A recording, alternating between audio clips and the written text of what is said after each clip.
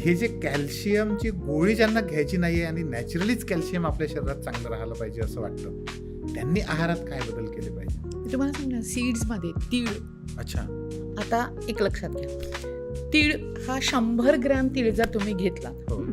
Google करणार लोक, हो. तर त्याच्यामध्ये तुम्हाला दिवसभरात लागणारं पूर्ण कॅल्शियम मिळतंय, अच्छा. पूर्ण फॉस्फरस मिळतंय, बरेचसे त्याच्यामध्ये 100 ग्रॅम मिनरल्स. तिळामध्ये? हां, 100 ग्रॅम तिळामध्ये बरं. त्या मिनरल्स आहेत, विटमिन्स आहेत, प्रोटीन आहेत त्याच्यामध्ये पण.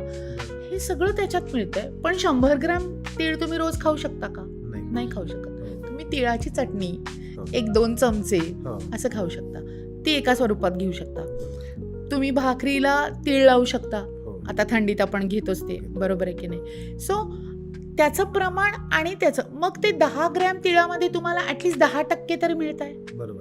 त्याच्याबरोबर तुम्ही 100 ml जर का मिल्क घेतलं, हो. हां, आता लो फॅट हाय फॅट भरपूर मिल्कचे प्रकार, पण ॲव्हरेजमध्ये 100 ml जर का दूध घेतलं तर त्याच्यामध्ये तुम्हाला फॅट, प्रोटीन आणि कार्ब्स हे जे आहेत एक 4% मिळतं. त्याच्यामध्ये असतं ते 4 ग्रॅमपर्यंत 100 ml घेतलं तर तेवढं मिळतं. आणि त्याच्यामध्ये तुमची 10% रिक्वायरमेंट कॅल्शियम, फॉस्फरस वगैरेची कम्प्लीट होते. सो सोर्सेस ज्याप्रमाणे, मग आता लोक काय करतात, तीळ 100 ग्रॅम घेतलं की सगळीच रिक्वायरमेंट, पण ती तिळची कॅलरिक व्हॅल्यू किती आहे? एवढे तीळ खाल्ले तर तुम्ही 500 ते 600 कॅलरी तिथेच जाऊन जाते. एवढे तीळ तुम्ही पचवू नाही शकत.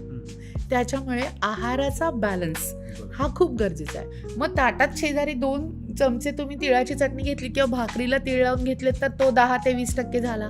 तुम्ही दूध घेतलं किंवा त्याच्याऐवजी दही घेतलं किंवा अजून लहान मुलं असतील तर पनीर घेऊ शकता, चीज घेऊ शकता. खूप चांगला कॅल्शियमचा सोर्स आहे.